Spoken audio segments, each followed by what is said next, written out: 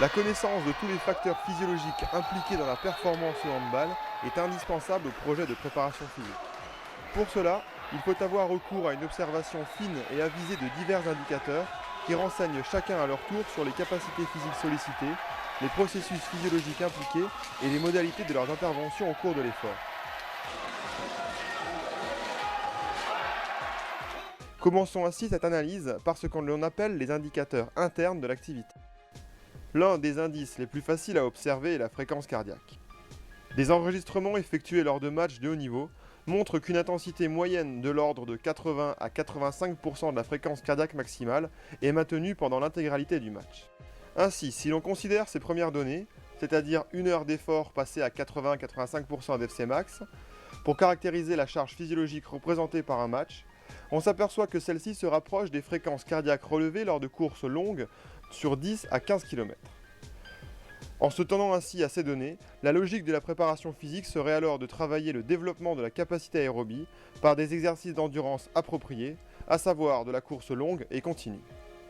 En revanche, lorsque l'on s'intéresse à la distribution des fréquences cardiaques en fonction de diverses plages d'intensité caractéristiques, on s'aperçoit que le joueur, toujours pour une fréquence moyenne aux alentours de 85%, passe de 40 à 50% du temps du match dans des intensités bien plus légères, c'est-à-dire inférieures à 75%. Il passe de 30 à 40% du temps dans les intensités attendues, c'est-à-dire sur la plage 75-90%. Mais surtout, il passe aussi de 10 à 25% du temps du match à de très hautes intensités, c'est-à-dire supérieures à 90% de la FC max. Ainsi, nous ne pouvons d'ores et déjà plus comparer l'effort du handball avec l'effort de la course de fond.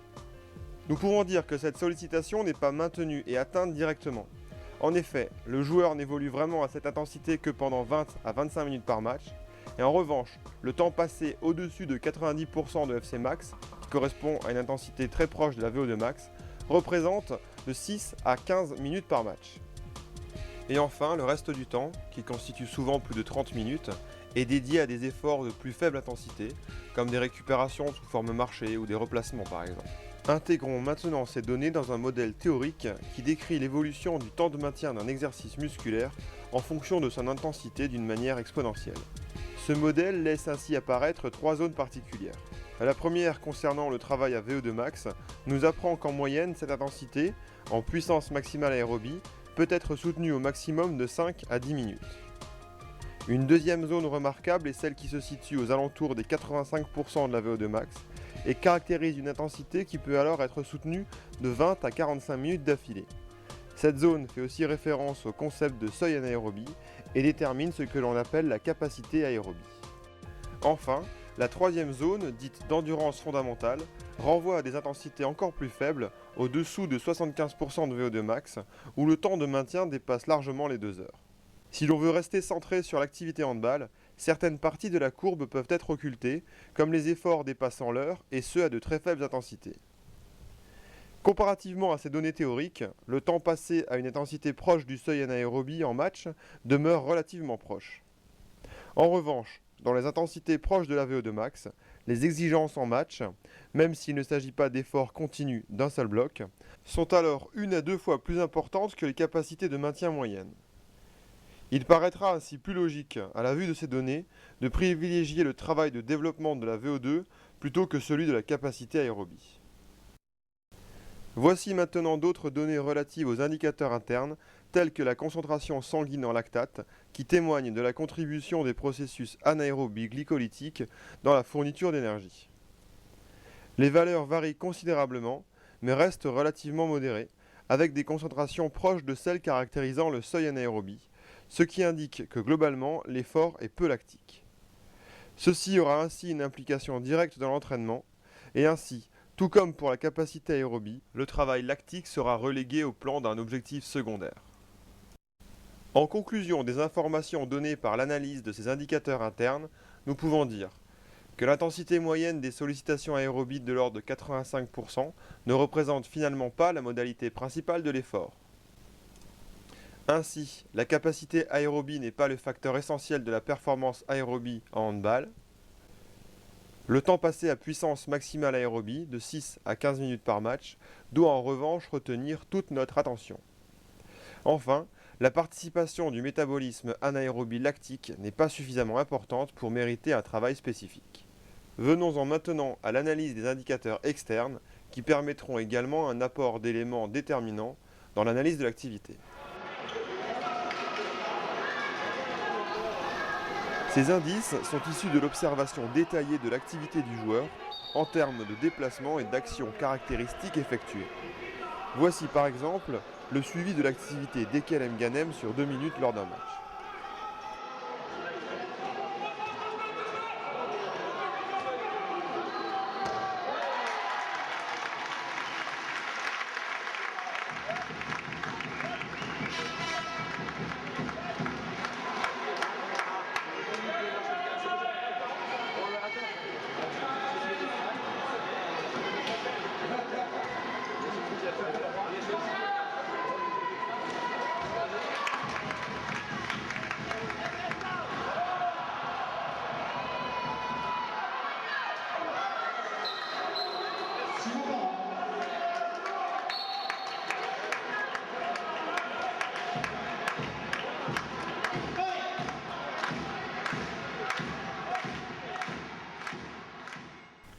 La première donnée retenue est simplement la distance totale parcourue sur le match. Cette image représente ainsi tous les déplacements effectués par un ailier au cours d'une mi-temps. Selon les études, les distances totales moyennes parcourues varient entre 4 et 6 km par match, avec, comme vous le voyez, quelques différences en fonction des postes. De manière plus qualitative, comme cela a été illustré sur les images d'Ekel, il est maintenant possible de reporter le nombre de chaque action caractéristique, ainsi que leur durée moyenne et leur durée totale sur le match. Ce premier tableau présente ainsi les données relatives aux déplacements hors handball en fonction de 3 types de postes. Sans devoir les détailler intégralement, notez que l'on observe par exemple chez les ailiers 6 minutes 30 d'arrêt de position, plus de 26 minutes dédiées à la marche et enfin plus de 4 minutes consacrées à la course lente, ce qui nous fait plus de 35 minutes passées dans des activités très faibles. Et ces valeurs sont d'ailleurs relativement semblables pour les autres postes également. Ensuite, concernant des déplacements à haute intensité, tels que des courses rapides et des sprints, on observe chez l'ailier plus d'une quarantaine de répétitions, autour de 25 répétitions chez les arrières et également une trentaine de répétitions chez le pivot et le 3 de défense. Voici un second tableau beaucoup plus fourni, centré sur les déplacements spécifiques handball en attaque. Notez que l'on observe plus d'une cinquantaine d'actions très intenses, telles que engagement, fixation ou 1 contre 1, quel que soit le profil du poste étudié. Enfin, ce dernier tableau présente les comportements spécifiques défensifs et décrit là aussi la présence de 100 à 150 actions très intenses et explosives. Pour terminer, un troisième niveau d'analyse de ces indices externes est celui du rapport de temps d'effort, temps de repos. Nous obtenons ainsi une durée moyenne d'effort de l'ordre de 10 secondes pour une durée de récupération quasi identique.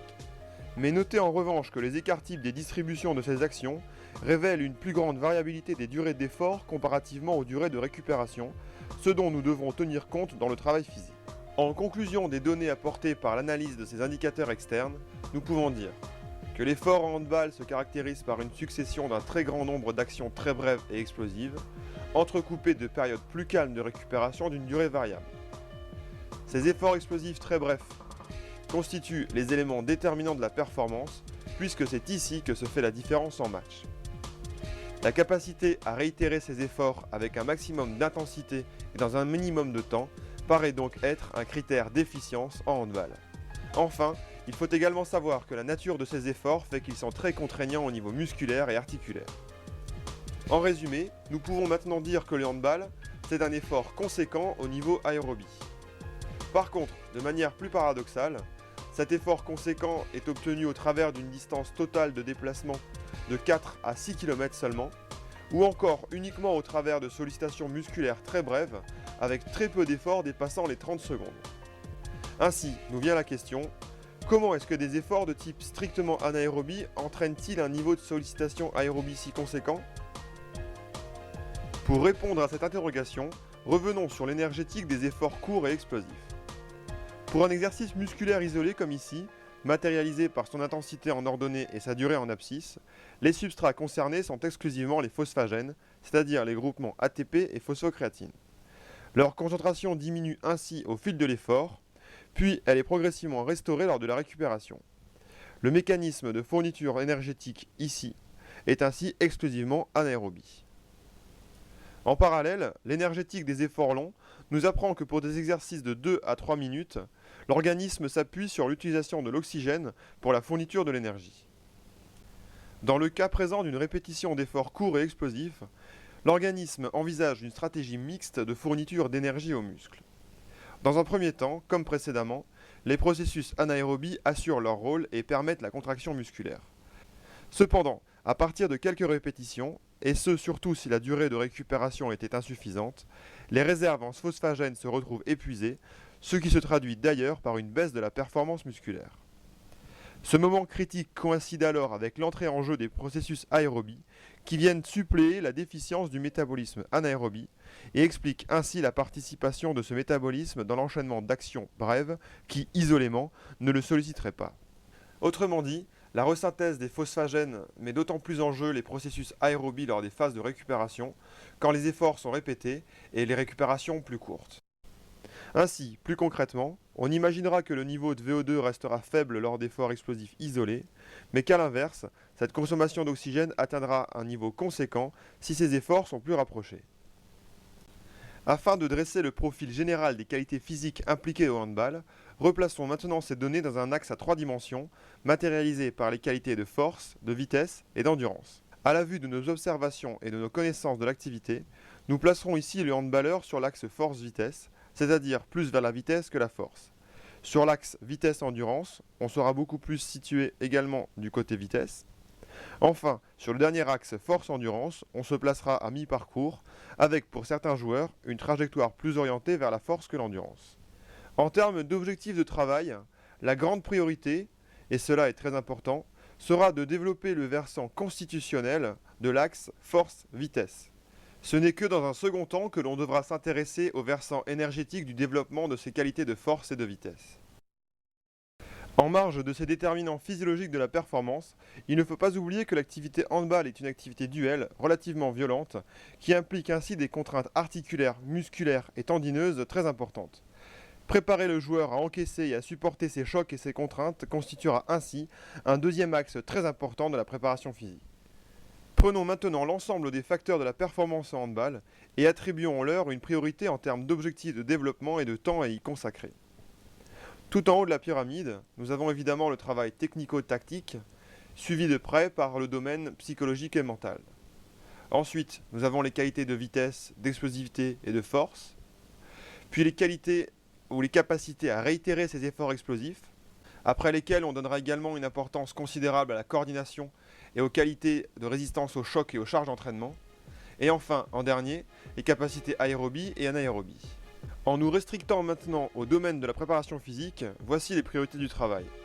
En 1, celui de la vitesse, de l'explosivité musculaire et de la force. En 2, celui de la capacité à réitérer ces efforts explosifs.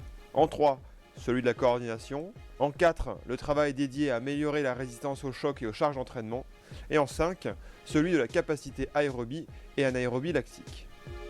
De manière plus formalisée, la préparation physique aura ainsi pour objectif d'améliorer la qualité de ses efforts brefs, de rendre le joueur capable de les réitérer dans le temps en préservant la qualité et l'efficience, d'améliorer la motricité et la coordination générale, d'éviter aux joueurs de se blesser et en augmenter la résistance aux chocs et aux traumatismes lors des matchs, et enfin d'entretenir les qualités aérobie et anaérobie lactiques.